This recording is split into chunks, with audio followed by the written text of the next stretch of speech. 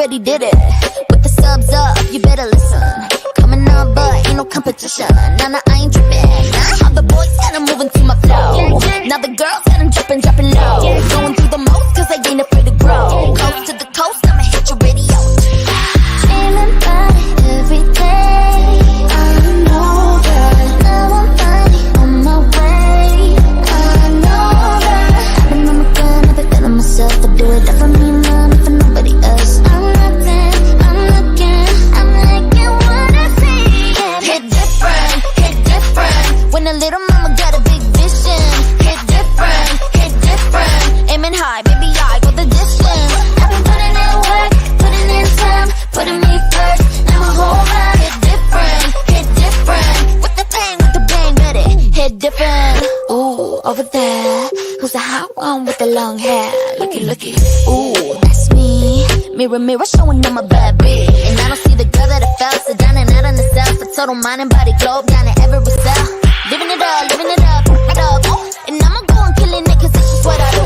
Dreaming about it every day. I know that. Now I'm finally on my way. I know that. I've been on my gun, I've been feeling myself. I do it for me, not for nobody else. I'm looking what I see. Hit different. When a little mama got a big vision. Hit different. Aiming high, baby, I go the distance. I've been putting in work, putting in time, putting me first. Now my whole life hit different. With the bang, bang. Boom, bang. Boom, bada, boom, bada. Hit different. Boom, bang. Boom, bada, boom, bada. Hit different. Feeling hot, I'ma get in it. Got you feeling that bass when I'm hitting it. With the bang. Hit different. When a little mama got a big vision. Hit different. Aiming high, baby, I go the distance. I've been putting in work, putting in time, putting me first. Now my whole life hit different. With the bang, ready. Hit different.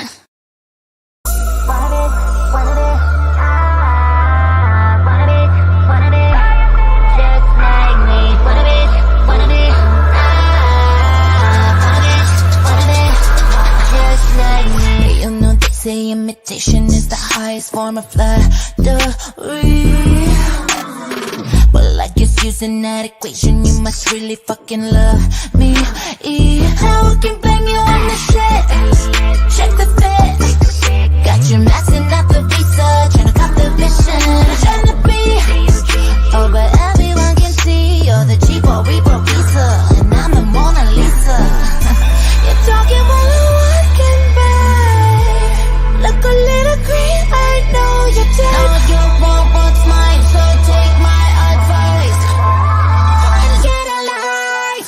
Love me or hate me, but you're still super shady. Got my name on the daily, but you wanna be just like me. So fakey, want a piece of this cakey. I'm a superstar, baby.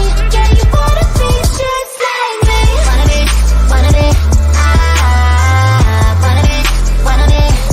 just like me. Wanna be, wanna be, just like me. Got me faced, get up on my lane. I'm a Sachi overseas, I can't be replaced. I'm a shred, check the fit. You're the G4 Reaper Visa, and I'm the Mona Lisa. You're talking while I'm walking by. Look a little green, I know you're dead. No, you won't want mine, so take my advice. Get alive. Love me or hate me, but you're still super shady. Got my name on the daily, but you wanna be just like me. So fakey, want a piece of this cakey. I'm a superstar, baby. Yeah, you wanna be just like me. Wanna be, wanna be, just like me. Wanna be,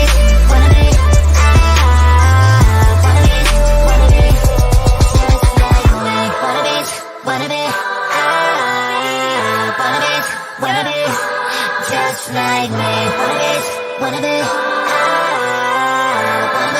wanna be, just like me. Look at me, I know you can't resist what you see. The curves, the heels, the hips. Hit your screen, and baby, now you're mine. Love on me, hate on me, you can get me off your mind. From what I got to the top, all that body, yaddy. Some tryna cop how I pop, but they almost calling. I'll be stacking millies while you watch me. Sorry, but I ain't sorry. Stare all you want, get what you need. Just know the show is never free. Give me your good, ugly or bad, I still get the bag. Looky at my face, but you wanna taste. Got a lot to say, but you can't look away, babe. Sucky, hate, make you wanna play. Yeah, you wanna hit it good, wanna hit it like I'm clickbait. Like it, or you don't, I'm gonna get money, make it on the internet. You can go and fake, you can go and hate, but you wanna hit it good, wanna hit it like I'm clickbait. Help me put my money in a big bag, you gon' get me paid. Put your hit or replay, got my name in your tongue. Stepping all of this cake, make it eat it no crumbs. Do how I do it and let it do what it does. Love on me, hate on me, you can't get enough, baby. Got a black without a degree, got a mag 'cause I'm VIP. Run it back and you feel the heat. I play the game and y'all want it, so I ain't crying over comments. Stare all you want, get what you need. Just know the show is never free. Give me your good, ugly or bad, I still get the bag. Looky at my face, but you wanna taste. Got a lot to say, but you can't look away, babe. Sucky, hate, make you wanna play. Yeah, you wanna hit it good, wanna hit it like I'm clickbait. Like it, or you don't, I'm gonna get money, make it on the internet. You can go and fake, you can go and hate, but you wanna hit it good, wanna hit it like I'm clickbait. Ooh, it's a little sad, it's gotta be this way. That you're bitter with the mirror, so you come for me. Looky at my face, but you wanna taste. Got a lot to say, but you can't look away, babe. Sucky, hate, make you wanna play. Yeah, you wanna hit it good, wanna hit it like I'm clickbait. Like it, or you don't, I'm gonna get money, make it on the internet. You can go and fake, you can go and hate, but you wanna hit it good, wanna hit it like I'm clickbait. Help me put my money in a big bag, you gon' get me paid. Help me put my money in the fat stack, you gon' get me paid. Welcome back to this channel. It's resident internet psychic medium and spiritual advisor, Mr. Crane. How y'all doing?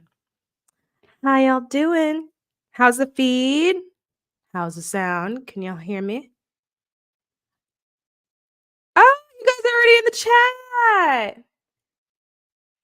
Wealthy TV. I don't know if you guys are still in the chat. I had a whole little moment here with the times. So yay, finally I catch you live on time. The song is bopping though. What is it?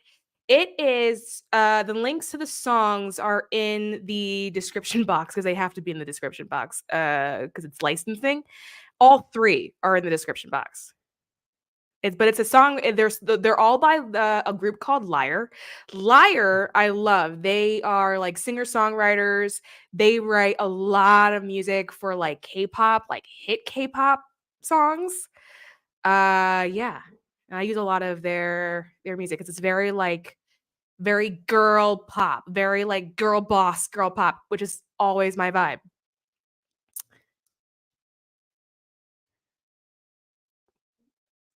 Who is in here? Is it Nat Evie? I think it's Nat Evie. Highlight of the day finally. Oh, Cosmo, hey. Cute says hey. Correction, I would like the whole playlist, please, is giving me 2000s girl vibes. Yeah, I'm telling you, that is my vibe. That is my vibe. I sound good? Okay, good. Hey, Michelle. Hey, Cherry. Jim, hello, love. I just wanted to say thank you for being here. Your platform might not be the biggest, but I hope you never doubt the impact you have I've been following your videos since 2021. Thank you. I really, really appreciate that because that's actually been something that I have been working on in terms of like letting go of the size of the platform and just like what it is. And then just because it's hard, being on social media, you think that it's going to like grow and it's going to grow super fast. And when it doesn't, or, when you get into that mode of like comparing yourself against other people, you're like, what are they doing that I'm not doing? Surely I'm funnier, you know? Sometimes it can be discouraging. So I've actually been working on that and working on letting the impact come first and not really worrying about the numbers of it and just knowing that whatever the numbers are, it hit the right people regardless of what that number is. And so I really appreciate you saying that. Rob says, "We good in the neighborhood. Good to see you. Good to see you." Jim says, "And will forever be grateful for all I've learned from you." Oh, your ability to show up unapologetically and authentically as yourself. Thank you. I really appreciate that. I really appreciate that because it's been hard. It's been hard to get to this place, and it's taken work to get to this place to allow me to be in that space. So I am, yeah, that it's being noticed. It actually means a lot. So thank you for saying that. Intuitive Tammy says, "Hey, love. Hey. I can absolutely hear the K-pop style in there. Before I caught the lyrics, I thought I was listening to a K-group." Ah, yeah. They definitely have a style. Oh, it's Natty Bay. Thank you for telling me. Thank you for correcting me. My name's Nathan, but my where something moved. My name's Nathan, but my one friend called me Natty Bay as a joke, and I thought it was hilarious. Natty Bay. Okay, thank you for telling me. Namaste. Hi, Bonzo. How are you guys doing though? For real. What have you guys been up to? I've had a very busy day. I went back to Starbucks. No Starbucks girl today though. I did check, but I got there a little bit late because I had a lot going on this morning. And she wasn't in the window. But I think I hopped timelines again because the house that had the tree, the house looks different again today. So that was kind of interesting. And then I'm pretty sure today I made a man at a car dealership balls go back up in his body. So it's been very, very busy. When it comes to the house that changed, that one is weird because no tree today, right? So we're still moving through timelines. There is no tree today, but the flags are different there today. So when the tree was originally removed before it came back, okay, you know what? Let me back up. For those of you that are like, what is she talking about? After Hurricane Helene, there was a house that fell down, or not a house, a tree that fell down on a house for one of my neighbors, like one of my neighbors' houses. The tree fell down. And it was like blocking the house. It was on the roof. It was blocking the cars in, all this type of stuff. And then a few days went by. I was looking at it. My husband was looking at it. We're like, oh my God, we really hope that they're okay. And then like a crew came and they cleared the tree out, right? A few days later after that, the tree was back. Same spot, still blocking the cars. And then we were like, wait, wasn't that tree moved? Anyway, it was a whole timeline jumping scenario. The first time the tree got moved, they had caution tape, like yellow caution tape that was around the area. Then the tree disappeared, or not the tree disappeared, the tree came back, right? So when they moved it, they put the caution tape to mark where they had moved it. And then the tree came back, there was no tape. And then when the tree disappeared again, there was a different tape. It was a pink tape. So it wasn't like yellow with the word caution on it. It was a pink tape, right? And then now it's like pink flags. So it's not a tape anymore. It's like flags. And then that changed again. And then it went from flags to a flag. It was, I don't know. Anyway, I'm super confused. I don't know where I'm at and I don't know what timeline I'm on. And I've given up on it. So, but it's fun to know. And then I think I scared a man at a dealership today, because one of the car dealerships has been calling me like crazy. They want my car because they want to sell it for like boku money, And so I've been like dodging their calls and ignoring all of their emails. And they have been blowing me up like a really saddened ex-boyfriend, and they won't leave me alone. And I'm talking, my phone is on do not disturb because I'm like really trying to avoid it. And this morning, my phone wasn't on do not disturb because I was waiting from a call from somebody else. And then my phone rang and the number looked different. And I picked up and it was the car dealership and they punked me. Oh my God, they punked me so bad, right? And so they were like, and then I guess they heard it in my voice because when they were like, hi, like, I'm Dwayne from like so-and-so dealership. And then I was like, hello? And then Dwayne, who is like obviously a brother, because that's what he sounds like, right? He didn't even keep going. He was like, what? What is it? And I was like, you called me. You let me know. What is it? Right? And he was like, what is it going to take to get you into a new car? Because my lease is almost up, right? And so they're trying to get that car back, and they keep saying, please return it to us, our dealership. Please don't do a different lease return to a different dealership, blah, blah, blah. And then I'm like, So when he was like, what is it going to have to take? I said, oh, so you're ready to do deals, huh? And he was like, yeah, we're totally open. We'll do a deal. And I was like, huh. Okay, what you got? And he was like, well, whatever you want, just tell us what you want. We'll be happy to work it out. And I was like, well, I was looking at your website. I saw a car like mine, but it's in white. And then I was like, it had really sexy color seats. They were brown. And that's exactly how I said it. And he was like, oh, yeah, I know that one. He was like, the mahogany seats. And I was like, yeah, the mahogany seats. And he was like, yeah, we got it. And I was like, oh, I want that one. And he was like, yeah. I said, hold on. And I was like, I want that one or better. And he was like, yeah. I said, hold on. For what I'm paying now, but preferably less. And he was like, oh, yeah, we can see what we can do. And I was like, hold on. And then I was like, but when I mean better, I really mean that. And I was like, okay, my model, sure. But if you have a better one, I would prefer that. And he was like, yeah, we could totally get you into something. I was like, hold on. And I was like, but that mahogany color, I really like that. I want some mahogany seats. He was like, well, we got the one now. I said, hold on.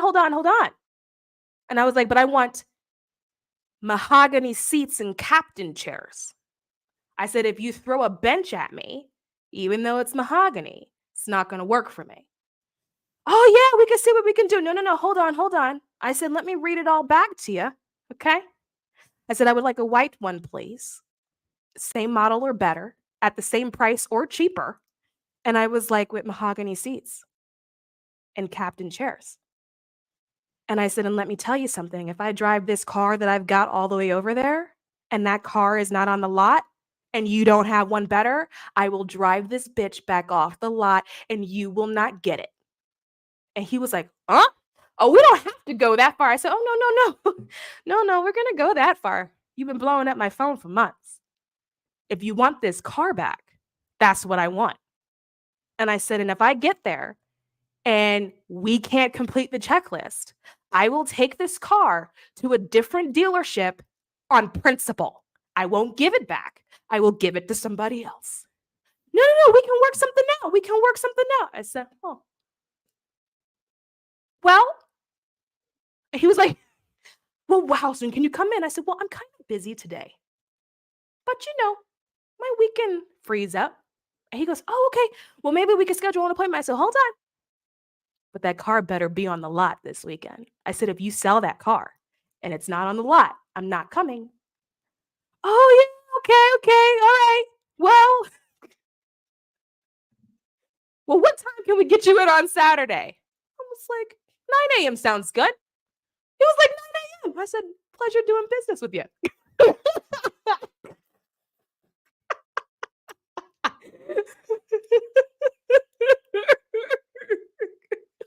I'm getting some mahogany seats with captain chairs. When I tell you, it's sexy, I'm walking away with mahogany seats, okay? And if they don't have mahogany seats, they're not getting that car back. When I tell you I don't give a fuck if they have to fly in another fucking vehicle. They're not getting that car back unless I can drive away with mahogany seats. I'm not giving it back.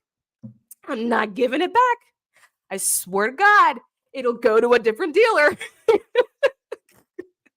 I'm not doing it. I'm just not doing it. I'm not willing. And on the basis of just like principle alone, I'm just not doing it, right? Because it's far and it's on the other side of town, and I really don't want to drive. I was planning on not taking it back anyway. But if I can get my hands on some mahogany states in the process, and the craziest thing was, he thinks he's doing a deal. He doesn't realize that I had already planned to go there on Saturday anyway. I had already saw the car on the internet, and I remember saying to Spirit, I was like, "Listen, hold that car for me, okay? If I'm supposed to have that car, hold that car for me, and I'm gonna go pick it up on Saturday." So I already had a plan. I already had an agenda. But since they had wanted to blow my phone up, I was like, I'll play. Because salesman, it's already like a sleazy kind of thing anyway. And then dealing with salesmen in Atlanta, like, you really got to be on top of they will scam you so hard, so fast, you'll blink and you don't even know where the crime happened. You know what I mean? Like, you have to be so on top of it. Like, and you really got to play hardball with them, or they're just going to run you in a circle.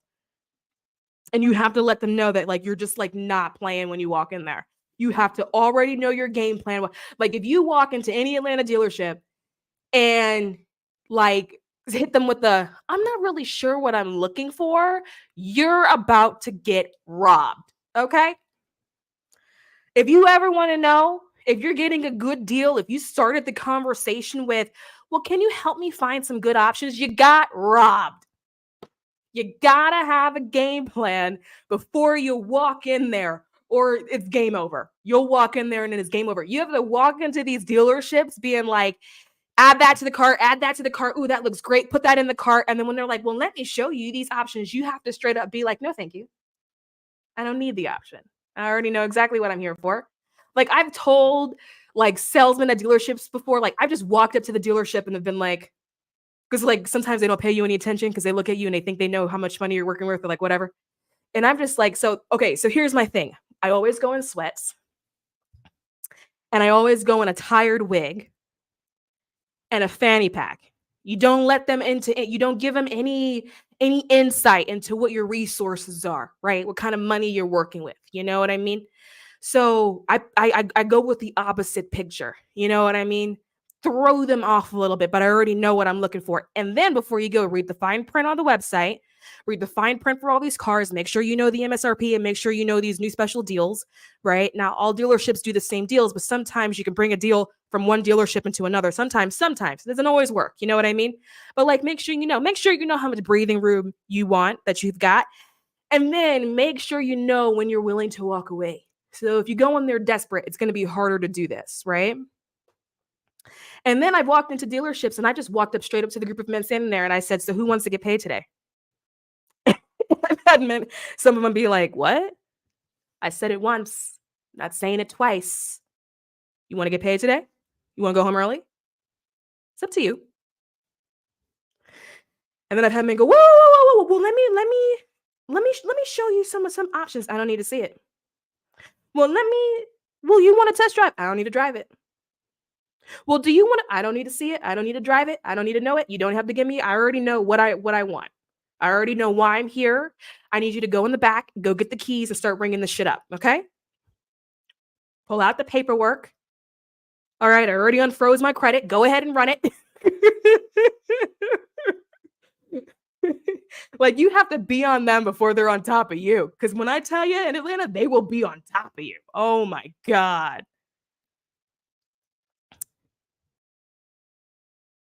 Let the wig rest.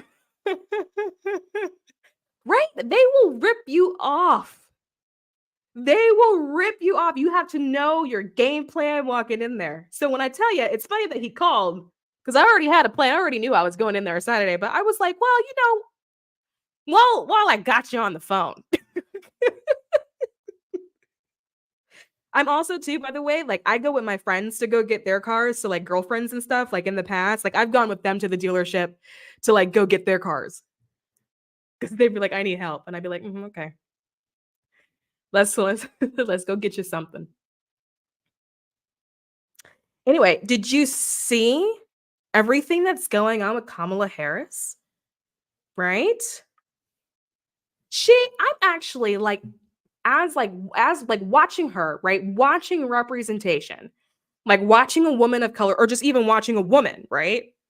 watching her like have her journey and seeing how fast she has grown and changed and developed so quickly over these last couple of months in terms of like sitting in who she is and like sitting in her own power. It's been so fascinating to watch, but then also so inspiring at the same time. And I was I what show was she on? No, she was on the podcast Call Her Daddy, and then she was asked, they said something about, hold on, I wrote it down because I didn't want to mess it up, right? Okay, so that she was asked about something the governor of Arkansas said. And apparently they said, "My kids keep me humble. Unfortunately, Kamala Harris doesn't have anything keeping her humble." And then Kamala Harris was like, "I don't think she understands that there are a whole lot of women out here that don't aspire to be humble."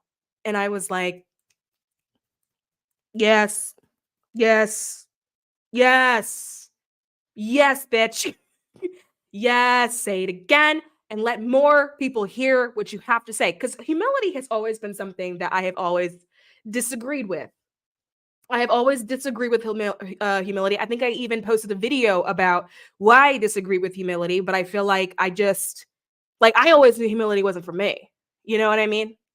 Like there's like kindness that is awesome. You know what I mean? Being generally a good person, you know what I mean? Being decent, being respectful, but like humility, I just don't agree with it. And the reason why I don't agree with humility is because I feel like no one says to people like Trump that he should be humble. There's only a certain kind of person that gets told to be humble, and usually it is people that belong to marginalized groups. Women, people of color, they get told to be humble. When they start getting too much success, having too many ideas and too many opinions, now suddenly they need to be humble, right? Like people become so successful. They work so damn hard in life to overcome all of these challenges, all of these barriers, and people say, "Well, they're not humble." So for me, I don't agree with that. People used to always say to me, "Oh, you should be humble because I don't know, I performed better than you." Sounds like a you problem. It sounds like a you problem. And it's always people that perceive themselves to be, and for whatever reason, less than where you are. Because people that are like going for it, they're really trying, they're worried about themselves, their success, and what they're accomplishing in life. They're not occupied with other people and what other people are doing. They don't have time, they're not interested. And you're less likely to be told to be humble from somebody like that than from people who um maybe didn't accomplish as much as you, right?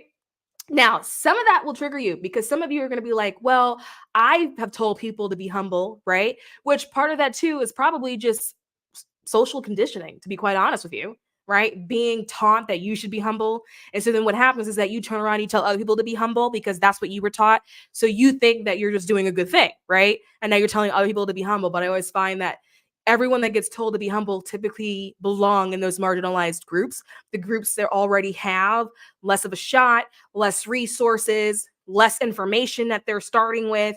And so if those people manage to do something with it, and then you tell them to be humble, oh, please. It's not my vibe. It's not my vibe.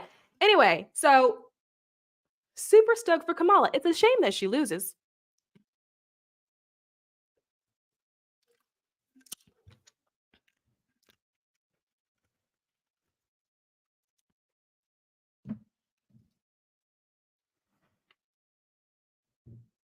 It's a shame. Yeah, I don't think she's winning, guys. I don't think she's winning. I don't see it. And I will say, I would hope I'm wrong, right? I would hope that I'm not seeing correctly. But I don't see her winning. I don't think she wins. Her timeline is actually very weak.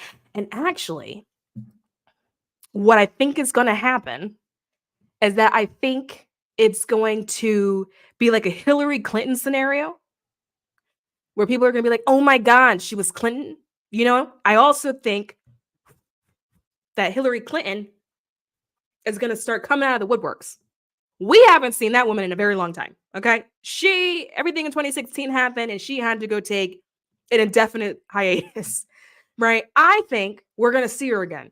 I think we're going to see her out a lot again because I think that Kamala loses. And then what ends up happening, people will say it was just like 2016. How can we then let this happen again? And then it's going to spark larger conversations about really what's going on in this country, larger conversations about the patriarchy, larger conversations about misogyny, and larger conversations about what people really think about women in power and women in leadership. It's going to spark larger conversations, and it's those conversations are going to be beyond her color and beyond her race. It's going to be like, oh wait, no, you guys actually still don't like women. Like, you guys still actually have a problem with that. And I also think that there's going to be some kind of shock around the amount of women that did not vote for her. So like there's like this feeling of like, oh well, at least she's got the women's vote. And then when the numbers are all fully tallied, people are going to look at it and go, huh, well we didn't expect that. In a sense that like it drops off, right? So the number that you think that you're going to get from women in terms of the support, it's not there. It's not there. So it's going to spark larger conversations. It's going to spark larger conversations in communities of color when it comes to like men in communities of color. And then like, why won't you vote for a woman, particularly when it comes to like Black men? That's going to be a huge conversation. Like, why aren't you voting for a woman of color? Like, what are you doing? Why are you voting for someone like Trump who is completely against your interests? Because it's going to be like, obviously, this person doesn't believe what you think, right? Obviously, you and Trump are not aligned. Obviously. So the only reason why you wouldn't vote for her when she's more aligned with you is because she's a woman. That's the only thing that's left out, right? So it's going to spark a much bigger conversation. I also see too that whoever wins does not serve. So I don't know if that means that they win, but because there's like legalities that they can't take office. I don't know if that means that they do take office, but they don't complete 4 years. But whoever wins, right? So let's say it is a situation where she does win. I don't see whoever wins completing 4 years. I also don't see JD Vance in the White House at all, right? So like I can see Trump in the White House, but there's something about it that's super fleeting in the sense of like it's like he touches it, but like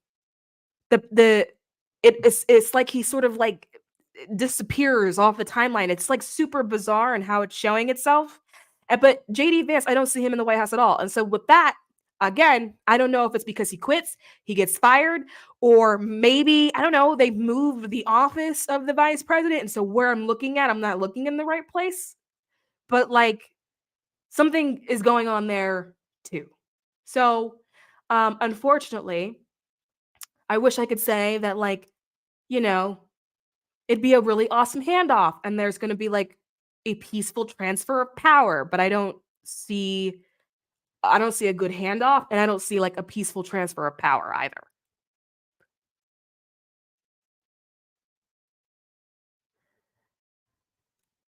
Oh my god, is it possible to be both? Humble until someone tries it and finds out. I love it. I love it. Oh my god.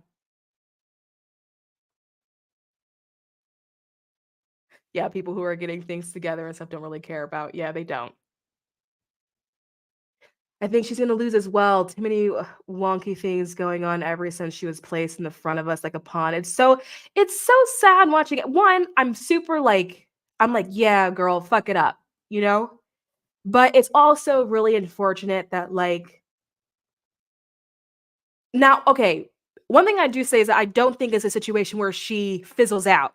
So like, with like Hillary Clinton, it was a situation where like she lost and then that was it. Like suddenly we didn't hear from this woman again. And she was so prominent for so long since her husband. And then suddenly it was just like crickets. I don't actually see that happening for Kamala. I actually see her rising. I just don't see this being her window of rising.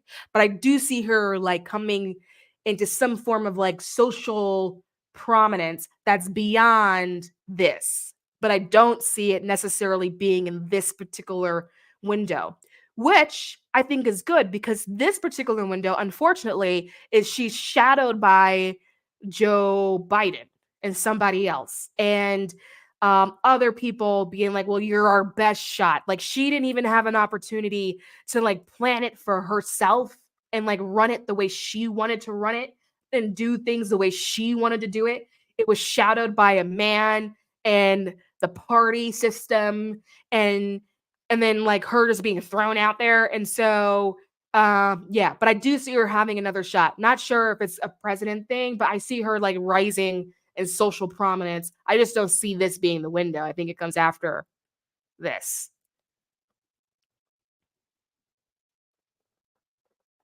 Funny you should say that because I'm not a big fan of gratitude, but it's that line, and I normally on the other side of it.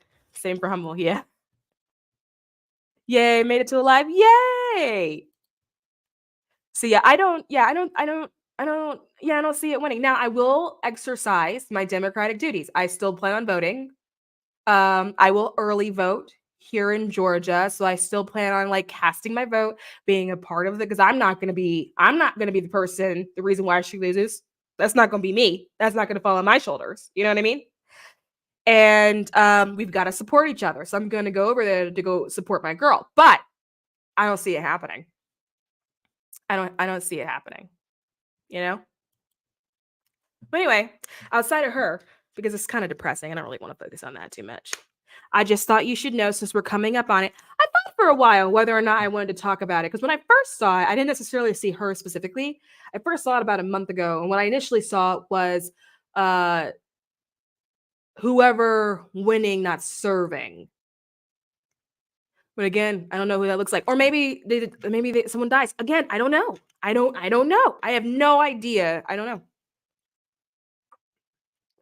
No idea. But anyway, I got a message for you guys. So how should I say this? So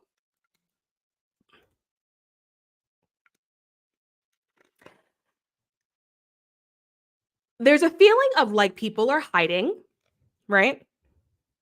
And it's time to sort of come out with what you can do or expose what you can do or expose what you know, right? Um, whatever your expertise is, whatever your talent is, even when it comes to whatever like your passions are, whatever it is that you like.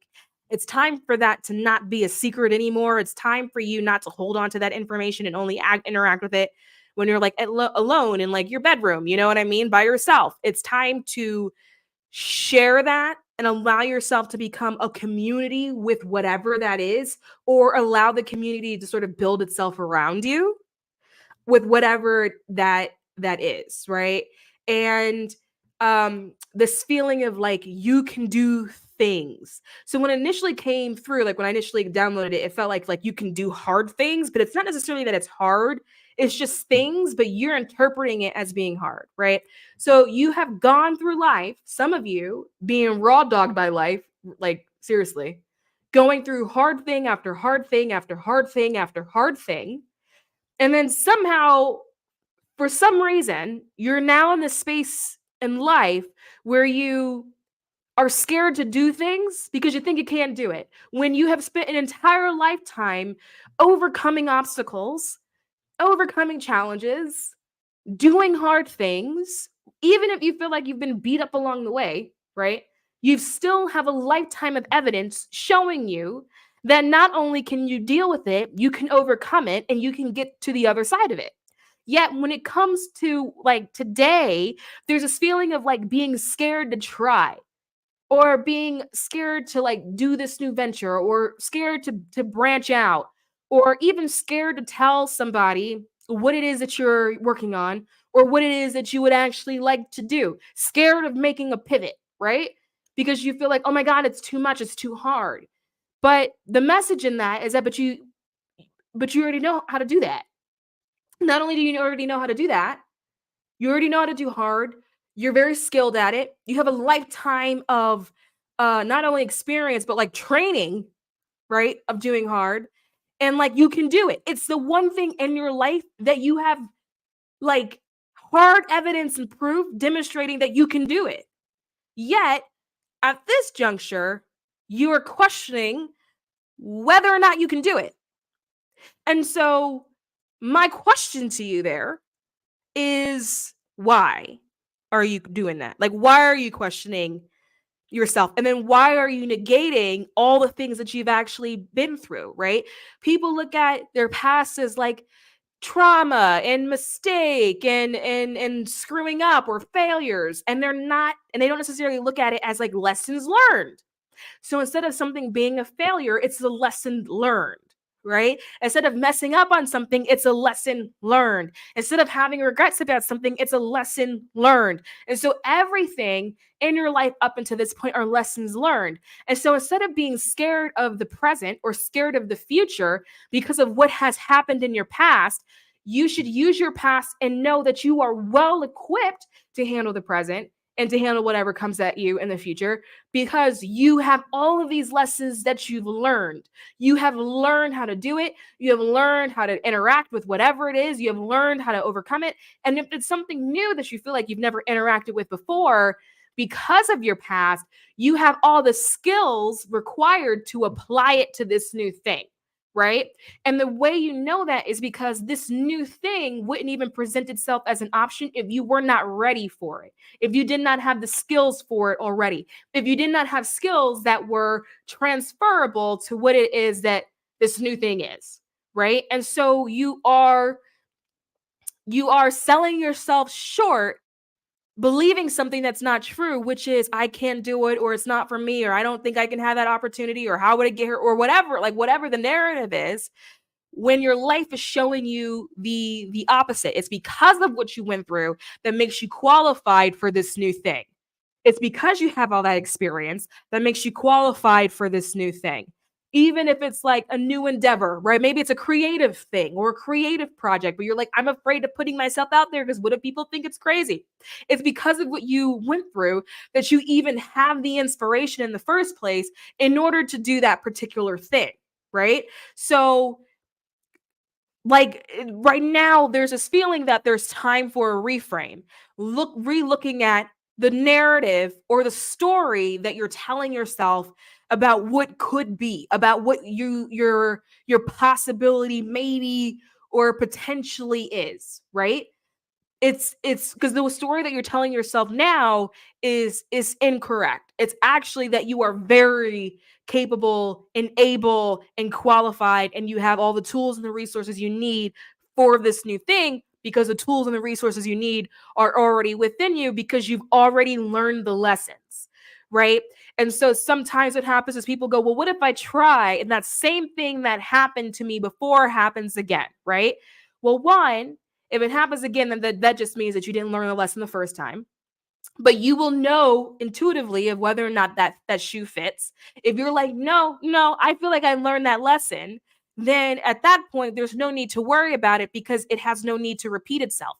One thing about the universe is that there's no redundancies in it, right? It doesn't do things on accident, right? It doesn't do things twice if it's not needed. So if it is a situation where you're like, no, I already learned that lesson, there's no need to be concerned that it would happen again because it's not going to repeat itself. The universe isn't like redundancies. So you can just move forward knowing, great, I learned that lesson. And because I learned that lesson, I now have the knowledge, the tools, the wisdom. And I can now take that from the lessons learned and now apply it to this new thing, right?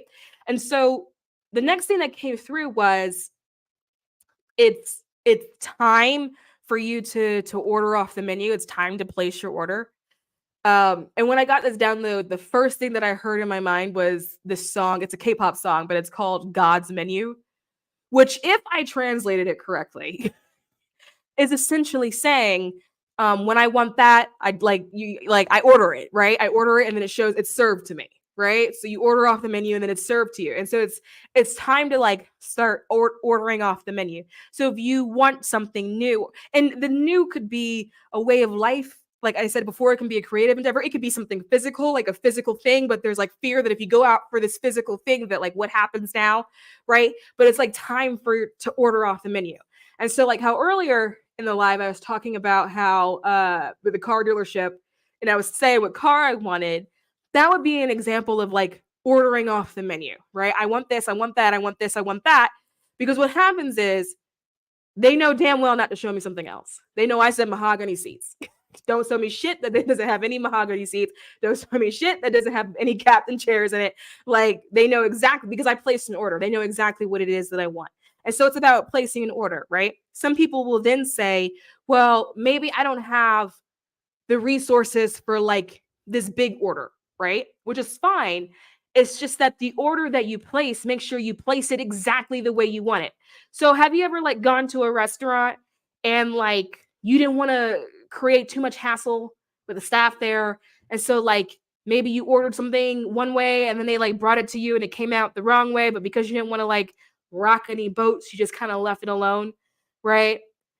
Like you didn't like order off the menu, right? And that kind of like you want to say exactly what it is that you want in order for people to get the order right in order to deliver it back to you. So even if you're like, well, I don't have like, let's go back to the car scenario where you're like, well, I don't have all this money for this big car, right? I only have enough money for this particular car. Fine. But for whatever is in your range, order what you want that's in your range, right? Don't just take what's in your range because, well, you can't have anything else. Like, if that's your range, get every fucking thing in your range. Do you understand what I'm saying? Don't just be like, well, because my range isn't the highest, I'll just take what I can get. No, take everything that is in your range. Order it exactly the way you want it to have, right? Like the way you want to have it. And like be particular about it. But there's specifically like this idea of like God's menu, right? Because you can be as particular as you want with the universe, right? And then you say, this is what I want, or something better. So when you're placing your order, you can be like, I want mahogany seats. But then what I said to him was, or something better. Give me my same model or something better, right? If you box yourself in with just the order and let's say there's something better on the table, you close that door. So you want to have your order, be super specific about whatever it is that you want, but then say, and something better, to leave the door open for other things to come in or for opportunities or for something that serves you in a better way. But regardless of how you go about it, make sure to place your order. And the reason why this is important is because so many of you are not in the habit of like asking or asking for what you want or even asking for help. And so you have to get in the habit of asking for what you want, and what you're going to be met by is amazement at how easy it is to get things that you want. Because the difference between people who get and people who don't are people that open their mouth, right? People that ask for it. That's it. Because most things people are willing to accommodate, right? And let's say you ask for something and you can't get it exactly the way you want. At least you got it 50% further than you would have gotten it before by doing absolutely nothing. So like there's this feeling of being more proactive when it comes to doing the things or getting the things that you actually want and not settling for what is given to you. Right? So if you want something to be a certain way, if you want your life to look a certain way, if there's a certain deal on a table and you want it to be a certain way, if you go to a restaurant and you want your food a certain way, ask for what you want. And you can do this without being like rude, because some people will go, well, I don't want to be rude. I don't want to be bothersome. I don't want to bother somebody, right? But you have to understand that people that are doing offers, or even if you go to a restaurant, people that are taking your order, they're expecting you to tell them what you want, right? Like I can't go to like if I go to a car dealership, they're expecting me to tell them what I want. If I go to a restaurant, they're expecting me to tell them what I want to eat. So if you sit there and go, well, I don't want to cause so many problems, it's not that you're causing an issue. You're just telling them what you want to eat because that's what they're expecting to hear from you. You start causing an issue when you're an asshole, right? So you can say what you want to eat and not be a dick. Like, two things can be true at the same time. You understand what I'm saying? And this goes for literally anything. Ask for what you want. It doesn't matter how big it is. It doesn't matter how small it is, but start learning how to place orders. Start learning how to order off of God's menu, because the more you do it, the more you realize that it's actually quite easy to get what you want, that it's not a huge hurdle. The hurdle and the challenge in that journey is you. Because at some point along the way, someone has said, you're asking for too much, be grateful for whatever it is that you have, or you should be grateful, right? You spoke up at one point in time like, hey, I want this thing instead. And someone chastised you for doing that. And so now you don't do it, right? Now you're just like, let me just be grateful for what I have. Let me just be grateful for what is given to me, when but that's not how you get what you really, really want. So then you end up creating a life which may be okay. It may not be a life that you're unhappy with, but in that true sense of fulfillment and satisfaction, you may be missing because you didn't order from the menu. You didn't ask for what you wanted. Or when you did order from the menu and let's say it came back wrong, you didn't go back for the correction, right? Because again, when things come to you wrong, the person that's offering the service is expecting that you will tell them, right? Like, again, if you go to a restaurant and the order comes to you wrong, they're expecting that you tell them. They would prefer that you let them know. They don't want you to be a dick about it, right? Don't be an ass. But they would prefer that you let them know that something is wrong with it because they would prefer to fix it. It's the service industry. They don't want to do it wrong, right? This is almost anything. They would prefer to know what you want. And so we think that people don't really know or people don't care about what we want, right? Or people that don't want to know what we want. And so we get into the habit of not asking for it, right? People think in order to get what you want, you have to be demanding, right? It's not really about being demanding. It's about being communicative, right? About just saying it, about speaking up, about letting people know, about putting another option on the table. Options can be presented to you by people, but you are people too. You also have an ability to produce more options. And when you speak up, you put more options on the table. And then people go, I didn't, whether or not they didn't know that it was there or was an option, or maybe they didn't think about it previously or something like that. Now both sides have offered options, and then you have more to choose from. You have more to pick from. Maybe you mix and match. Maybe you take a little bit of this and a little bit of that. You know what I mean? But you have to place your order. You have to say something, right? So let's say you have some kind of creative endeavor that you want to do, but you don't know like how to move it. You know what I mean? Or like how to get it off the ground. You got to say something. You got to tell people that you're working on something, right? You have to let people help you.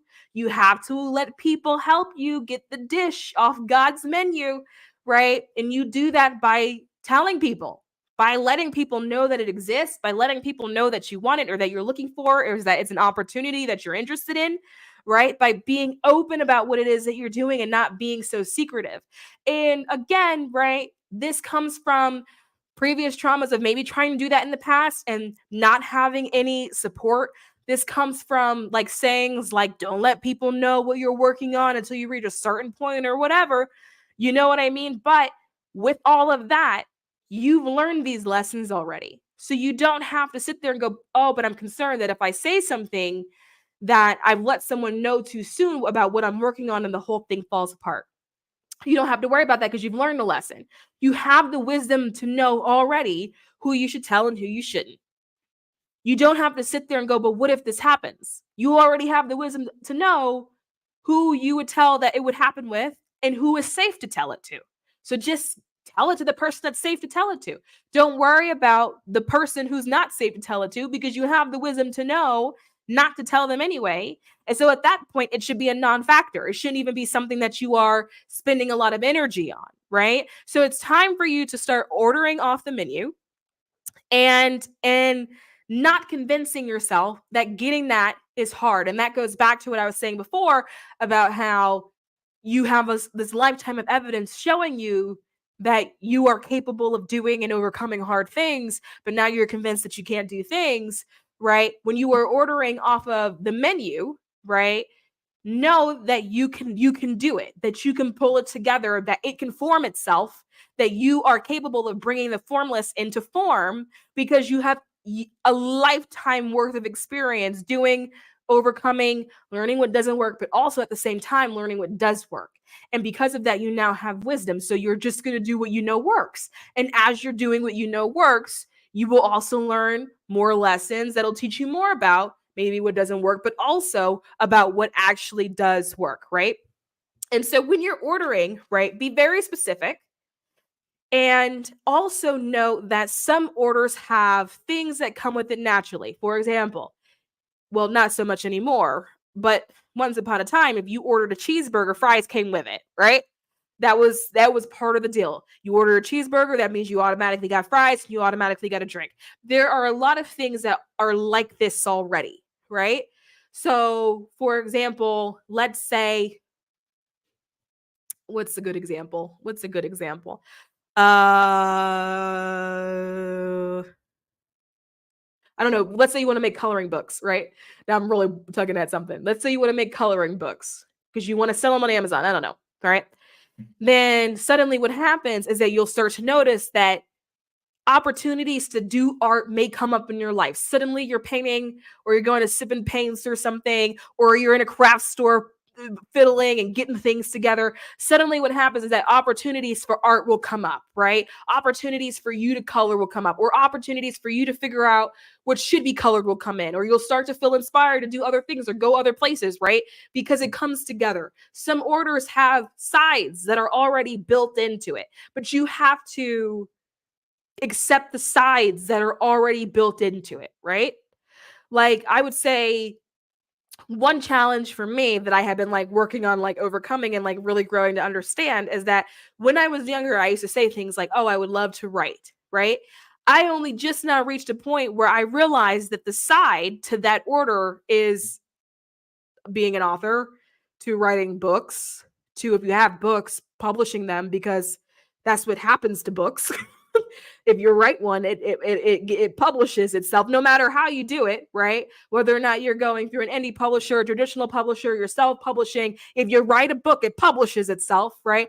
It's a side that comes with the order. I wanted to write, so being an author comes with the order, right? If you're an author and you're writing, a manuscript comes with the order. If a manuscript comes with the order, that's a book. That means publishing comes with the order. There are things that come with the order already. And so what happens is that you'll place an order and then think, well, okay, I should place this order, place this order, place this order, place this order. So in my example, I thought I would have to place an order for writing, place an order in order to be an author, place an order to write a book, place an order to publish a book. And I had to realize they go together. They're not separate orders.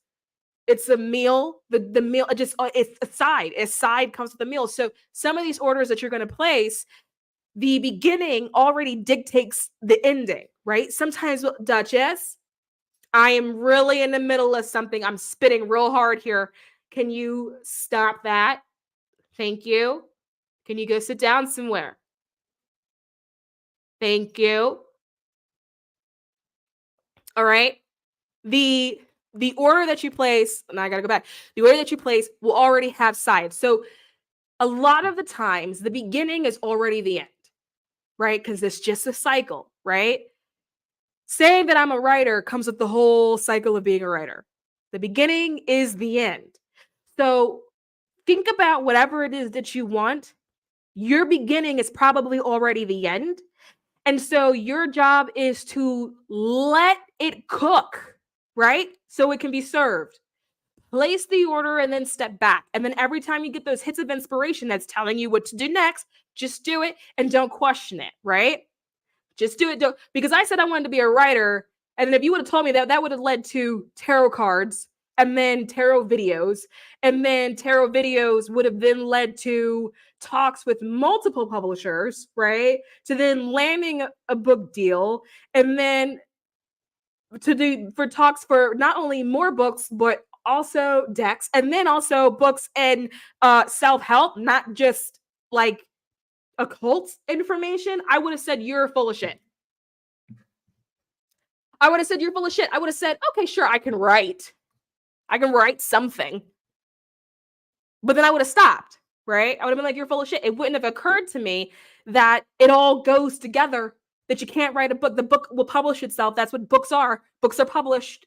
It just goes together. You know what I mean? So many of the things that you want, the beginning is already the end, but you're standing in the way. You're not placing the order. And then the ones of you that place the order, you sit there and go back, and then you're trying to wave down the server because you think you got to place all these sides, and you don't. The sides for a lot of that stuff, it already comes with the order. It's a package deal. It just comes together, right?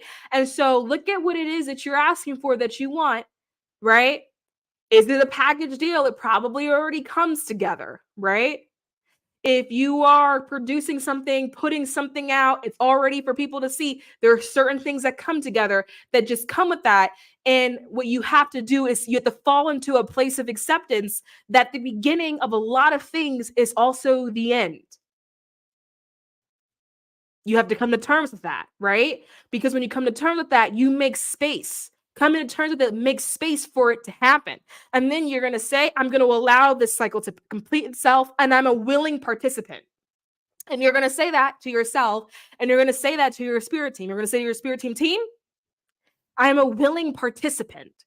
Some of you are not, actually, the majority of you are not willing participants. You think that you're willing because you want it, but then every time you're getting pushed forward, you're digging your heels in the sand because you're scared. You think that you can't do it. You think that it's too good to be true. You think that it's going to be too hard. And so what happens is you're putting up a lot of resistance, and you are actually not a willing participant.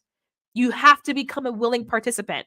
And know that when you're willing, that does not mean that you are also not scared. That does not mean that you're also not nervous. It just means that you're willing to get out of the way, and you are making an agreement with your spirit team that you are willing to participate in this thing that you want. Because not all steps are your responsibility. Some steps have been worked out by your higher self already.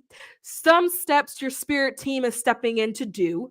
Not all 1, 2, 3, 4, 5 steps are you. Sometimes one step, number one, is you. Sometimes the second step is your higher self. Sometimes the third step is your spirit team. Then the fourth step is your spirit team. Then when they all finish, the spirit team may call you back in the form of an inspiration or a hit to do something else. And you're like, oh, that sounds cool. I'm going to do that. And then now that's you doing step 6. It's not all you, right? And so you just have to be a willing participant. You have to be willing to be a part of a team. You have to be willing to allow things to happen. You place the order, accept that the majority of the beginnings are already the end, and then become a willing participant and just allow it to unfold. You have to just allow it to unfold.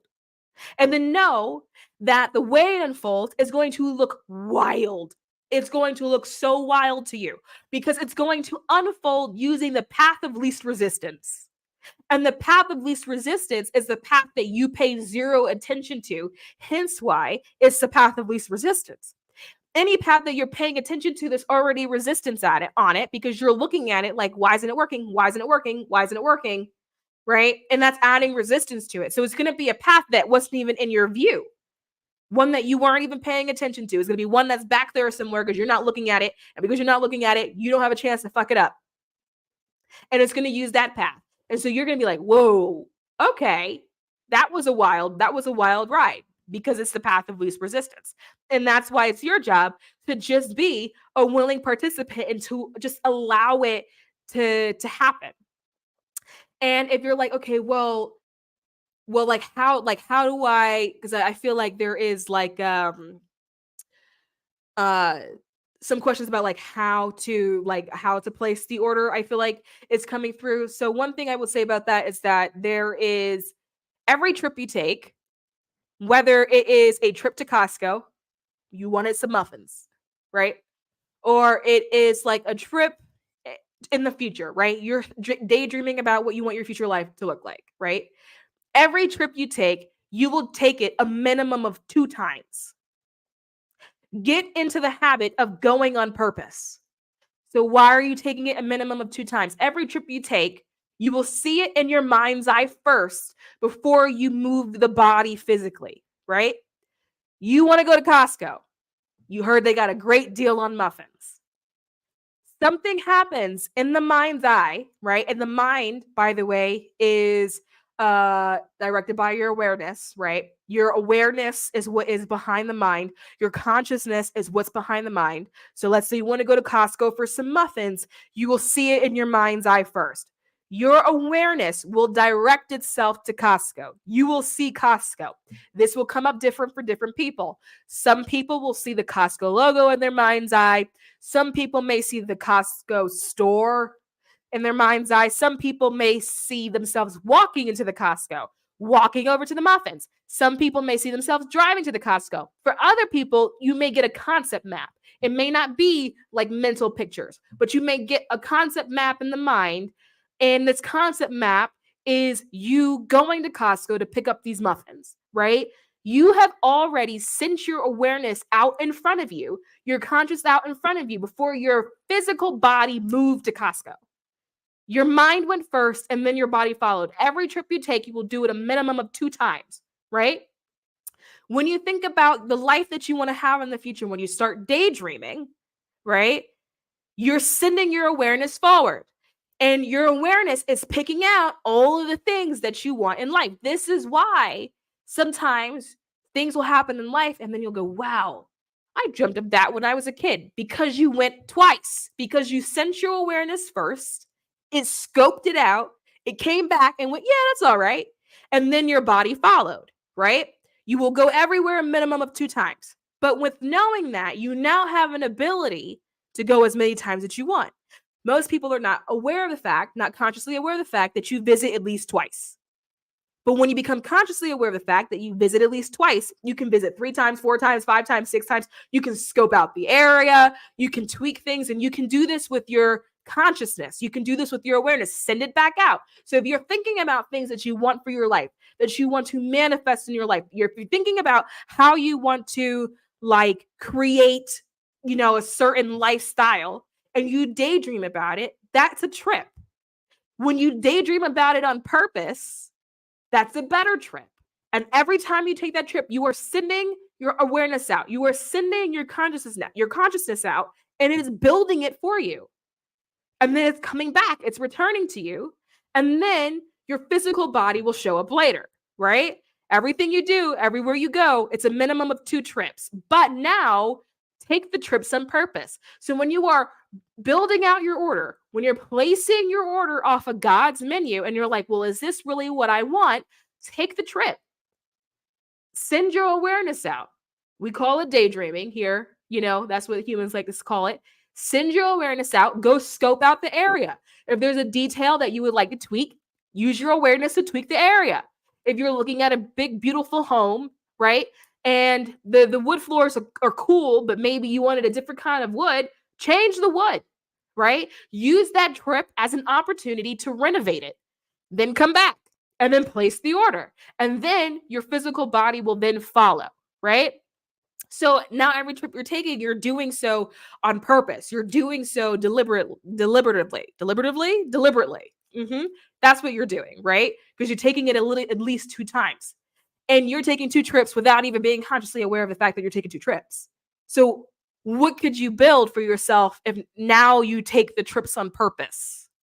If you send your awareness first on purpose, you allow your awareness to set it all up for you on purpose, and then you allow your physical body to catch up when it catches up to it, right? Now, if you're like, okay, I get that, but how do I know if it works out, right? Whatever I'm doing, how do I know if it's the right thing for me, right? The way you do that is by asking yourself. Did you know you can do that? Did you know you can ask your future self? It's all timelines, right? So we understand that everything is happening right here, right now. We understand, right, that there's multiple versions of us, multiple versions of the reality, and it's all here right now at the same time at this moment, right? We're all aware of that. That means that the future you on many timelines is already here as well, right? So if it's a situation where you're like, am I happy in that reality? Am I happy in that future? You can just go talk to your future self in that reality and ask them. You can talk to your future self and say, well, what do I need to do? Am I on the right path? What do I need to tweak? How are you doing? Are you happy here? Did we get that one thing? What about that one thing? If you want to know, did we fall in love? Did I get married? Right? How is the job situation? You can go and you can ask your future self. Now, how do you do this? You would set an intention, do a quick meditation, set an intention that your intention is to hop a timeline real quick and go talk to yourself. You want to know about yourself and whatever the scenario is, right? So if you want to know because now you feel like, okay, I'm picking this certain scenario. I know this is the scenario I want. I'm picking that. When you are in your intention, in your meditation, right? You are going to your future self in that scenario. And then when you see your future self, observe, where are you? Are you at a certain house? Are you in a certain car? Did you meet your future self sitting on a bench in a park somewhere? Where are you? Is your future self happy? How many years out? How old is your future self? Is it a year from now? Is it 10 years from now? How old are you? Right? And then ask the questions. Are you healthy? Is there any advice you would give for me today for today? Is there anything I should change today? Ask these questions and then come back. Ask yourself, right? It's all you. Remember, you're the creator. You're the one that's directing it anyway. It's all you. So ask yourself. Sometimes we go, well, I try to ask myself and I don't know, but you can ask yourself at different points in the reality. You don't have to ask yourself in the present reality if your present self doesn't have the answer. That does not mean that you yourself doesn't have the answer. It just means that your present self on this timeline is a little bit confused, right? Go find the version of you in whatever reality that you want. Send your awareness forward. Remember, you take each trip a minimum of 2 times. Send it forward and then go on a recon mission and ask those questions. And your future self will tell you what needs to be tweaked, whether or not things need to be tweaked at all. Maybe you're doing just fine and you're on the right path. Ask, was I happy with this? Was I happy with that decision? And move accordingly.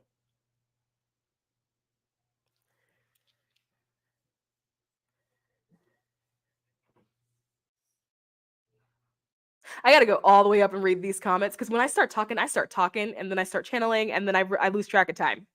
I got to go all the way back up. Hold on. I'm scrolling. God, I've been talking for that long.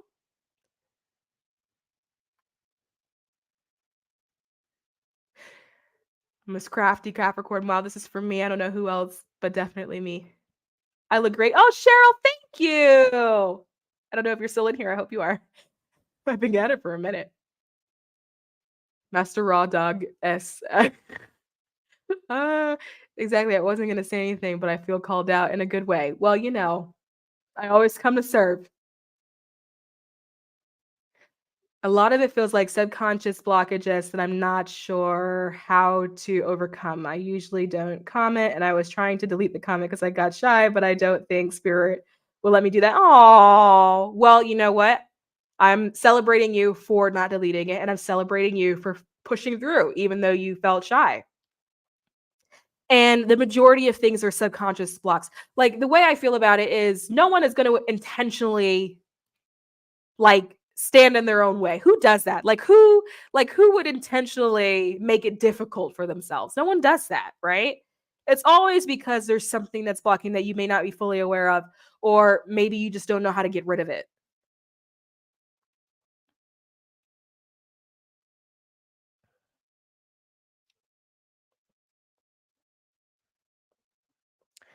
Oh, where am I? I just lost my way. This sounds like a best friend pep talk. Yes, it's time to place your order. Hope you get heated seats and steering wheel on top of that. Oh, yes, I will. The seats are heated and ventilated. And actually, I didn't check on the steering wheel, but now that you put it in my awareness, I'm going to go try to get it. It sounds quite nice. I live in a cold area, so my next car, when I want it to come my way, I would love those features. I love that. Go get those features. No need to be humble when we ask. That makes so much sense. Claire says, hey, Mr. Gray, I have a huge question related to healing and shadow work. How do you handle going home to your parents, let's say during vacation or something, and still being okay? Well, babe, I can't tell you. My parents are dead. I don't know. I'm trying to remember back to what I did when my mother was alive. Now, I'm being very unfair to, you know, my father. He's not dead, but I haven't seen the man since I was like 12 years old. And we don't have a relationship, and he was never very present in my life. So, let's see, what would I do? Like let's say during vacation or something. When my mother was alive, I don't remember that stopping me. I have always been like on my own path. I've always been someone that was on my own path and I was gonna fucking do it. If I got an idea, I was a dog with a bone. I've always been that person. Now, I will say I've always been well researched, right? So if I knew that I was going to do something that she would have an opinion about or she would contest against, I would bring in research So I had numbers and I had data and I came prepared. And so my thing was, if you were going to disagree with me, then that would just show a flaw in your logic, but you weren't going to be like disagreeing because I was wrong, right? So if I was always prepared, I wasn't just like, I didn't just show up without being ready, right? I was always ready, but I don't recall feeling like I couldn't that it was hard for me to maneuver. But I think that may be a personality thing. So I unfortunately I don't have any good advice for that. Yeah, like when they say act as if or living in the end. Yep. Saying yes to the inspiration. Can you make a sex tarot deck that shows black folks, please? Husband, why don't you make a sex tarot deck that shows black folks? You can do it too, you know? Like, especially if that's something where you're like, no, we really need this, then I feel like you can also do it. You can also create if it's something that's on your heart. There's room for everybody. Or if you have squirrel syndrome, you'll think about doing it 2, 4, 6, 2, what times before you physically do it. Oh, like, okay, like if you get distracted easily.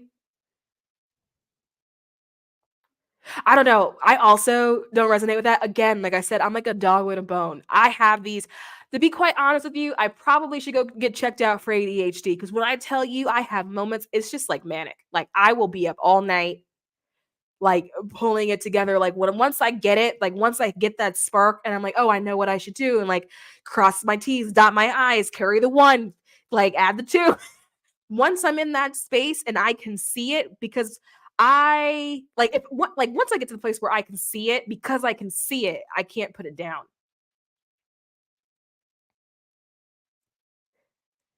I used to get in trouble all the time daydreaming you know what's so funny? Like as a kid for daydreaming in class, did I daydream as a kid? As a kid, I think I was the opposite than what I am now. I was very focused as a kid. And like I didn't actually have problems focusing. That actually developed as I became older. Now I'm like, oh god, you know what I mean? But as a kid, I was like super tuned in and I only daydreamed at like at night. But like when I was in class, like I was like I wanted to be the best kid ever and I wanted praise from the teacher and like straight A's, which is so funny because that validation that I like looked for as a kid, I never actually got it. And it turned into something that needed to be unworked as an adult. It was so wild.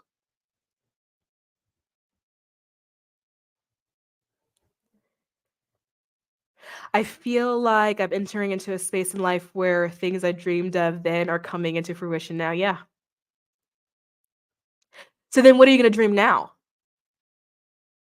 Because I've reached that point when I remember I had well, first it wasn't well, it was a breakdown.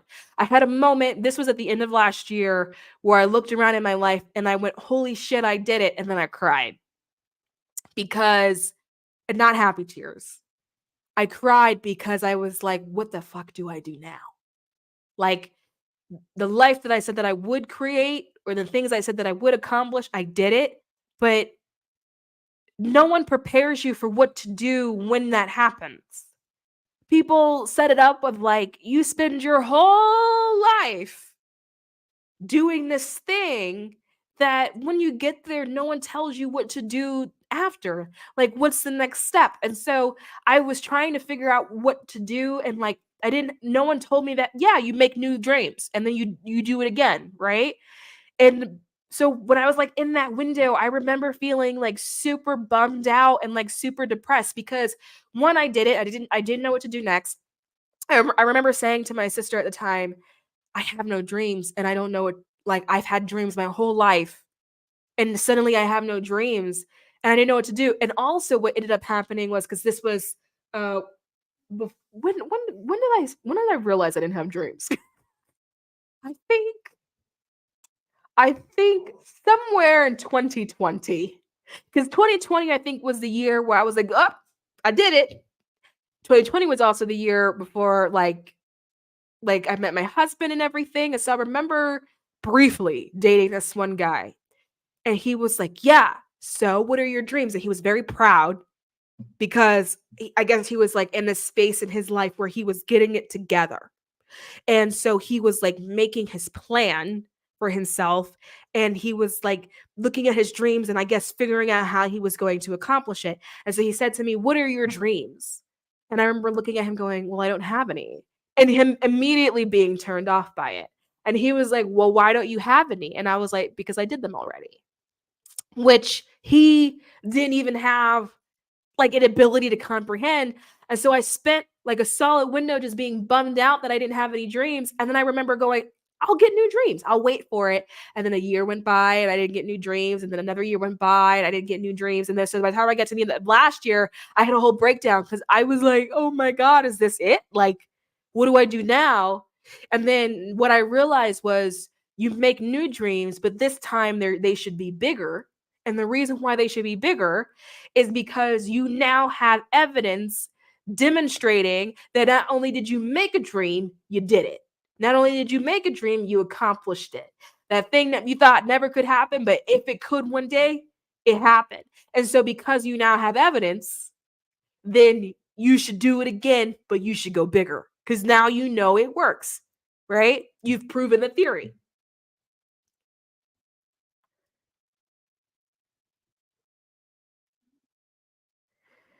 Very insightful and helpful. Thank you for sharing those gems with us. You are so welcome. I had made a comment earlier about witnessing a Groundhog Day type situation where the person is going through what I went through and they were participating in it too. Ooh, looks like it's time for me to order to not be involved in drama. I just want to hear about it. LOL. And also order a good job that fulfills my financial goals.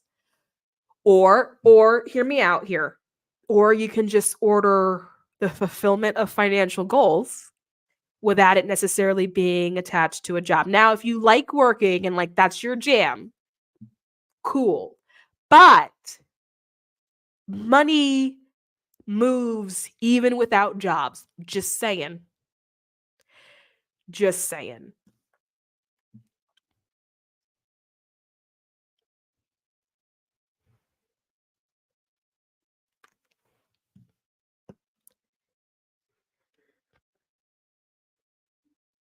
How did you get through? Edna says, how did you get through letting go the need to find validation elsewhere? Oh my god! And then below that, 9.99 super sticker, Cosmo Fire!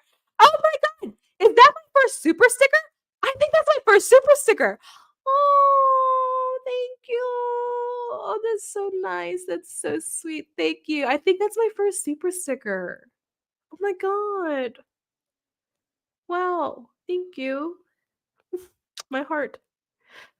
Edna, how did you get through letting go of the need to find validation elsewhere? I don't think I let it go. I think it just gets easier. And well, one, I have a life coach.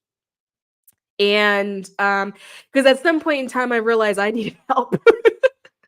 And to be quite real with you, it's really difficult um doing things where you're like sharing your ideas with other people, especially when you're on the internet, and there not being some aspect of validation that is there. I think particularly in my case where it's taking so long to grow, that's hard. That's a hard journey to be on, and it can be really really discouraging, especially when you're like you get into this mode of like you're comparing and you're not even trying to do it on purpose. It's just like the internet is everywhere and I use YouTube to watch videos normally like everybody else, right? And so if you're scrolling through YouTube trying to find something to watch, is something that's not even on your mind, then you scroll past someone who maybe is in the same niche and you're like, wait a minute, hold on, this isn't even a fraction of what I give, right? And then you're looking at the numbers. It's really difficult to not start putting that and like validation and it not going in the same place, right? It's really difficult for that. And so I have a life coach now. I got a life coach. And the reason why I got a life coach instead of like a therapist, for example, was because the therapist will have you work around it. Whereas I need like tools. Like somebody give me a fucking worksheet so I can like really like get this out of me and like figure out like where is it, where because okay, yeah, I wanted validation as a kid. I didn't get it. So now I'm an adult and it's still there. I got it. Right. But like, give me a tool to help me work through this. Right. And then, because I need help too. And so I don't think that it's something that I've gotten over. I think what has changed is that I've addressed it. And before it was a situation of like, I don't need it. Right. But that wasn't all the way true. So it was also like being honest with myself about what was really happening and about what that experience was like. And then just working with it. Working with it in order to unravel it and not trying to pretend like it just doesn't exist, because it did exist. Now I will say, in my like private life, it doesn't have as much weight. I will say, in my private life, things like validation is not something that I'm so heavily concerned with. But for example, when it comes to like my husband, right? Obviously, I want him to like, if I come to him with a new idea and I'm like, honey, oh my God, let me tell you this idea. I want him to tell me that it's the greatest fucking thing he's ever heard. You know what I mean? Like, I still want validation in that way. I still want him to like tell me he loves me, and like I still need validation in that way. And so even though it doesn't take as much of a hold in my private life, it's still there and it still exists. And so I think it's about, for me, the journey has been just addressing that it's there and that it exists, and like not trying to pretend like it's not there and that it's not something. And that journey for me has made it easier to deal with. I think the issue before was that I was pretending like it wasn't there, which made it harder. But now that I'm like, oh no, it's a thing, it makes it a lot easier for me. But it's like stupid stuff, like numbers, algorithms. Because when it comes to things that are like not associated with that, I'm pretty headstrong on it. And I'll still do it even if people don't like it. But everyone wants people to feel like, you got a good idea. Like, if someone was like, that's a shitty idea, I may still do it. But like, damn, man, that hurt my feelings.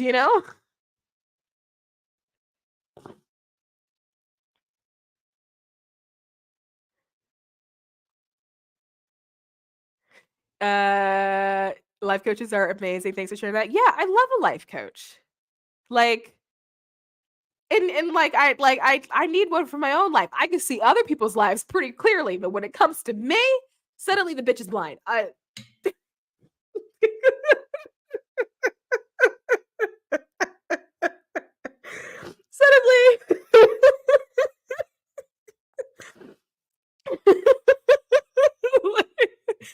suddenly I need a little bit of assistance.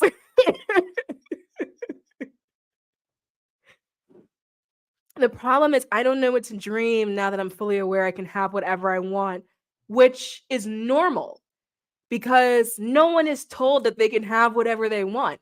If you were told that you can have whatever you want starting as a child, you'd be all over this shit. You know what I mean? Because as a child, you would have had a diagram, you would have laid it out, you would have been like, all right, great. But it's not presented as an option. And especially when you become an adult, you've lived an entire life of a restriction through due to like social conditioning. That when people start pulling it back and going, actually, honey, that's not the truth, then it's like, oh my God, thank you for letting me know. But what is the truth? Now you have to go back and rediscover, what do I really want? Because you've lived a whole life doing things that you didn't really want due to social conditioning and other people telling you what you could and could not have. And so now when you're like, wait a minute, I can decide, you're not going to know what you want. But knowing that you can is what opens it up. That's what opens the door to inspiration. And for a lot of people, that's the first step.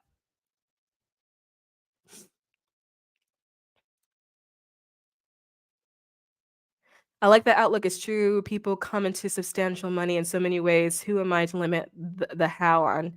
The limit how the on high entities want to give me the money. Thank you for that. Yeah, but I want to add to that, or how you want to give yourself the money. Remember, you're still one of those high entities, by the way, right? Like you're still spirit. Like you're still that high being. You're just in this particular experience at this particular moment, but you're still that all powerful one. Here's the thing about power. A lot of people live their life feeling powerless, feeling like they've spent their whole time giving up power or people taking power from them. But one thing about power is that like you have to have power to give it.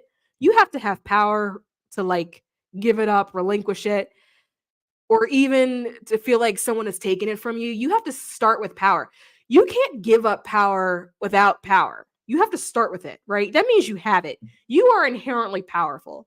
If you feel like you have a pattern of constantly giving your power away, that means you are full of nothing but power, because you have to have power in order to give it away, right? Like, you're still that higher being. Like, I know, because I can remember tons of my past lives, and even what I do when I'm not incarnate this way, and I'm still a guide. I'm still a spirit guide, if you want to call it that, even when I'm not incarnate. We are all still the higher being, all of us, right? And so they could have a plan, but it could also be your plan. They could have a plan, but it could also be your higher plan, right? Like, and a lot of times it's your higher plan and they're helping you fulfill your higher plan, because no beings have a plan over you. It's all still free will. It's still your plan. They just agreed to help you fulfill it. So, you're still a part of that too. I am taking questions.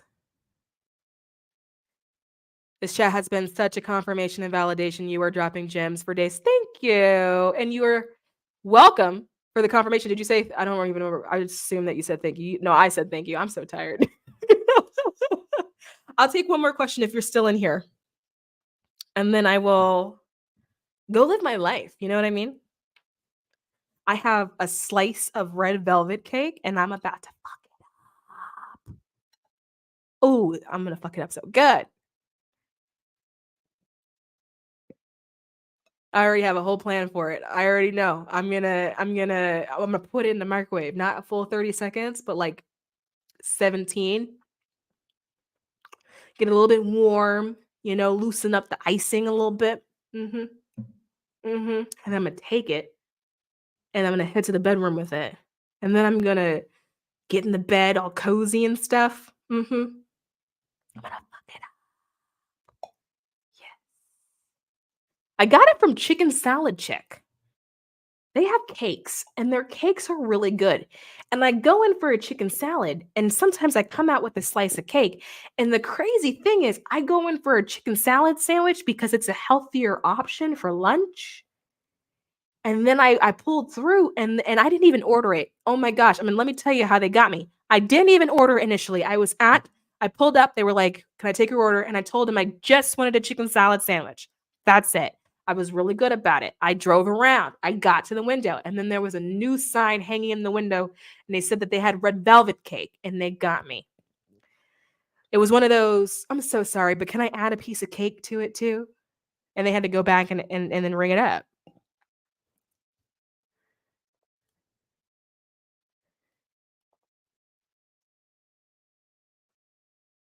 As we navigate these new ideas, what can we do, action steps to follow through?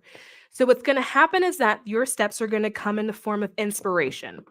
So this is going to sound difficult, but I promise you it's going to be easy. There's a saying. What's the saying? The saying goes, just because it's simple, it doesn't mean it's easy. Your job is to do nothing until you want to do something. Then you do that something until you don't want to do it anymore. And then you do nothing. And you will do nothing again until you want to do something. Okay? You're going to follow your hits of inspiration. And that's going to look like surges of energy. You're going to do something. You're going to do nothing until you want to do something. That's going to be that hit of inspiration. You're going to follow it through until it's no longer hitting anymore. And then you're going to stop. And then you're going to do nothing until it's time to do something. And that'll be a new hit of inspiration, right? And so what this is going to do is going to put you in a state of flow. So think about animals. Like when you're observing animal behavior, what do? Animals do absolutely nothing until they want to do something. Then they do that something until they don't want to do it anymore. And then they do nothing, right?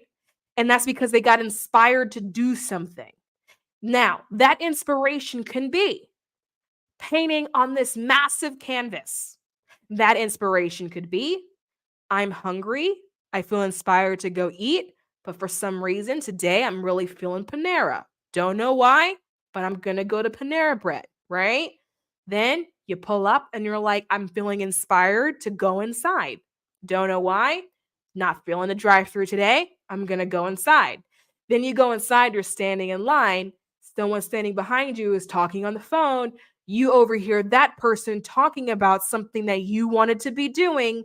They get off the phone. You say, hi, I heard so and so too, blah, blah, blah. Now, suddenly you spark up a conversation. You've exchanged numbers, and now there's a contact, and now you have a connection to whatever it is that you want to be doing, right? And so you do nothing until you want to do something, and you're just going to follow that until you don't want to do anything, and then you do nothing again. And you're going to follow your hits of inspiration because it's going to come using the path of least resistance. Just move based off of what you're inspired to do at that moment. Sometimes you may feel inspired to sleep. It may be like I haven't gotten rest in a really long time. You sleep, you have a dream, and the answer is in the dream, right? You do nothing until you want to do something. You do something until you no longer want to do it. Then you do nothing again. And that's it.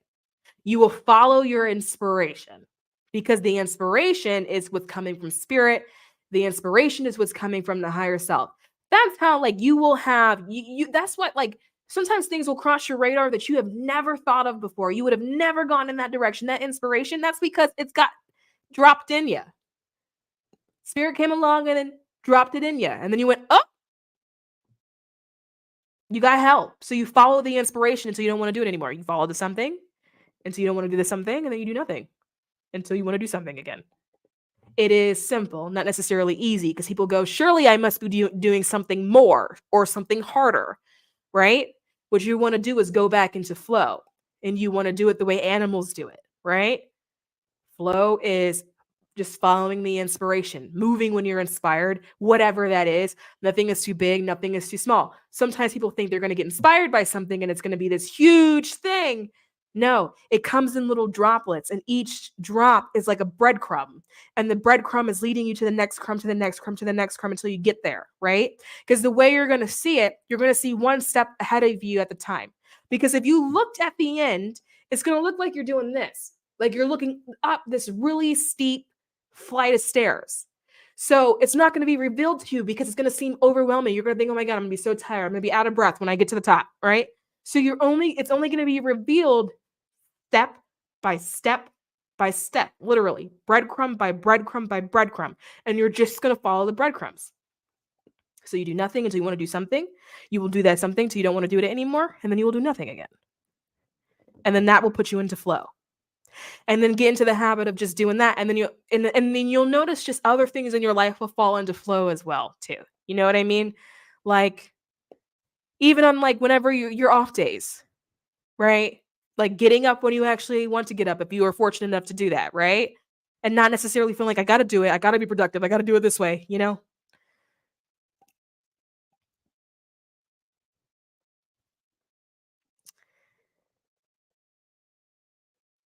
Yes, follow your hits of inspiration. I love you for sharing freely and for our greater good. Thank you. You're so welcome. I just overcomplicate this process, but it makes so much sense. Most people do. But it's one of those things, just because it's simple, it doesn't mean that it's easy. But it's just really simple. You just do it the way animals do it, Like I look at my dog, her name is Duchess, and when I tell you the energy is she's got the energy of a duchess. She's got her own furniture. She's got her own couches, for crying out loud. This dog does absolutely nothing. She does nothing but occasionally dry heave and throw up kibble. And all of her needs are taken care of. She can have whatever it is that she wants. She doesn't ever have to worry about food or water or shelter or safety or family or anything. She just snaps.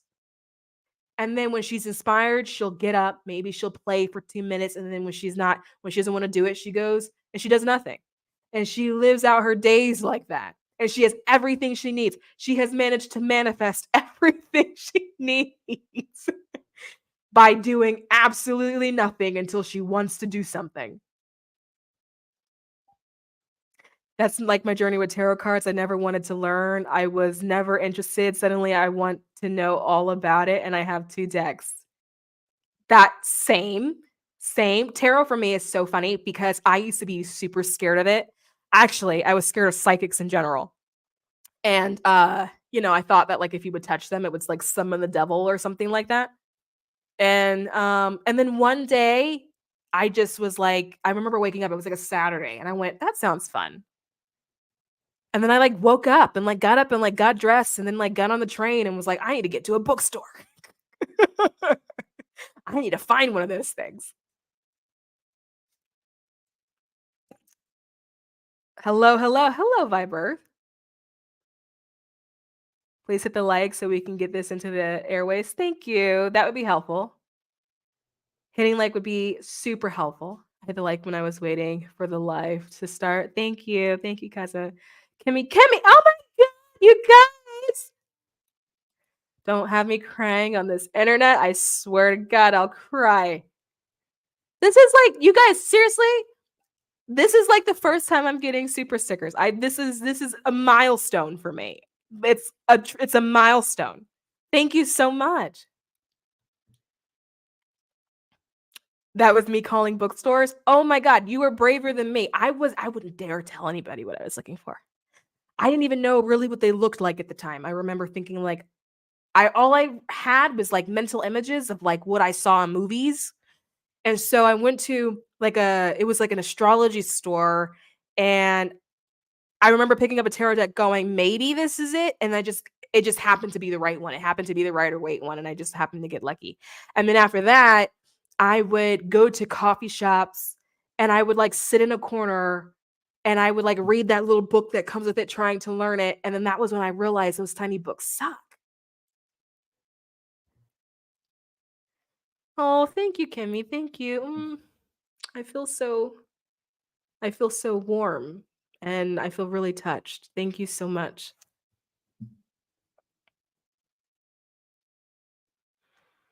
Oh, thank you. You deserve it. I recommend your videos on the tarot cards to people who ask. Oh, thank you. I was in the shower and I was like, honestly, if I would have used my foresight, I would have really done some.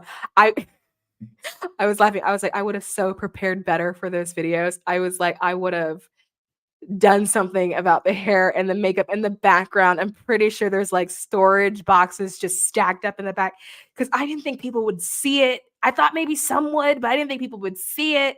And now when I tell you, it's so funny because those videos for me are like the deepest I'll cringe. I can't even watch them. They're so cringy to me, and it's one of those things where I'm like, it's so wild that that's it.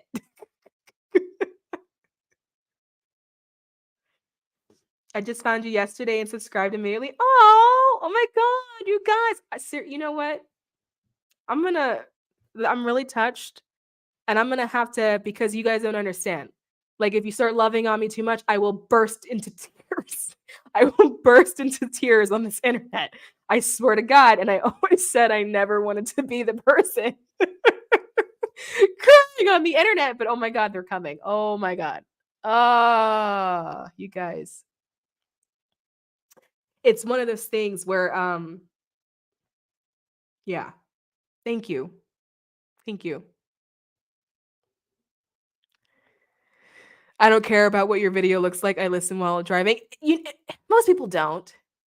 I don't care about any of the videos of like what they look like of any of the videos that I watch, right? Like, I'm just there for the content and the vibes. You know what I mean? But it's like this internal thing where I'm just like, oh, like that was the introduction. You know?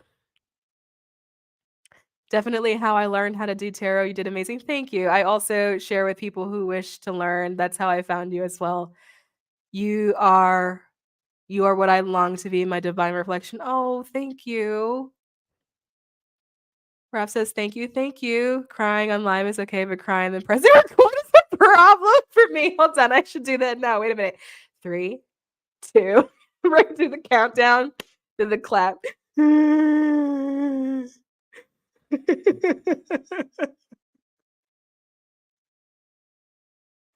pretty sure I did that one time. But this was before like social media was social media. And this is back before smartphones. Remember camera phones before we got smartphones? I'm pretty sure I made a tiny clip of me crying to a like middle school or early high school boyfriend because it didn't work out between us. And I needed him to see how hurt I was. It didn't work. It didn't work. I am that dude. I found your Learn Tarot series of videos in 2020. It aligned with me so deeply and truly ignited my spiritual growth in more ways than I knew at the time. Many thanks. So much love. Oh, thank you. You are amazing, great energy, and relatable. I watched tarot videos multiple times. Oh, thank you. Oh my God, you guys. Thank you. Okay. All right. My heart is going to burst. And I'm still in the process of learning how to receive love from people. Okay. And so I swear to God, I'll cry. Those videos are best. I learned so much.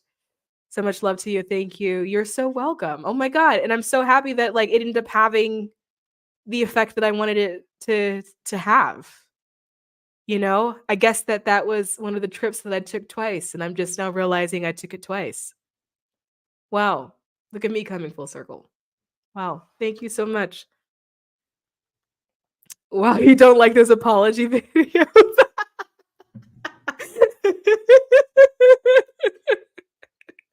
Hey, you never know. Life will put you in a crazy situation. I can sit here and laugh, but I really hope one day I don't end up in an apology video, but you never know. Like, things happen. I don't know. I don't know what's next. Ooh, I suggest anyone new like me to flip the videos from oldest to newest. It's how I'm learning. Yeah, I would do that. I would do that too. It's in order that way. It's really interesting because you know what? I will go back in to see if I can order it. I feel like I tried to. Maybe I was just unsuccessful. I'm gonna go back in to figure out if I can flip them around myself. And absolutely not. You guys are so funny. You guys, thank you so much. Thank you so much. As my boss says, the popcorn stopped popping in terms of questions. I'm gonna go, but I love you so much, and I appreciate you so much for loving on me. Um, that does mean a lot, and just for your support and your kind words, that means a lot to me as well. And when I read them, like it resonates and it tingles and it like does it just is so much deeper than that in terms of like what I'm feeling. And so I know I crack a joke and I may start laughing, but to be quite honest with you, it's because I'm learning how to receive it, right? But thank you so much, and I so appreciate you for that. And I just want to say I love you guys. And I'm gonna go. Good night. And I will see you guys next week. Bye, guys.